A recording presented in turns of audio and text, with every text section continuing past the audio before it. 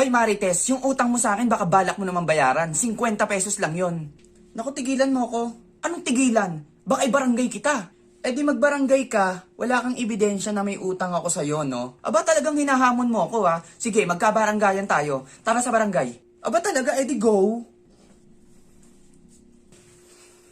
Oh, anong problema? Eto ho kasing si Marites, may utang ho sa akin at ayaw hong magbayad. Totoo ba yan, Marites, na meron kang utang sa kanya at ayaw mong magbayad? Hindi ho totoo yan, wala pa akong utang dyan. Wala nga po siyang ebidensya na may utang ako sa kanya eh. Oh, meron ka bang ebidensya? Totoo ho, umutang ho sa akin ito ng 5,000 piso at ayaw pong magbayad. Hoy, anong 5,000? 50 pesos lang utang ko sa'yo, no?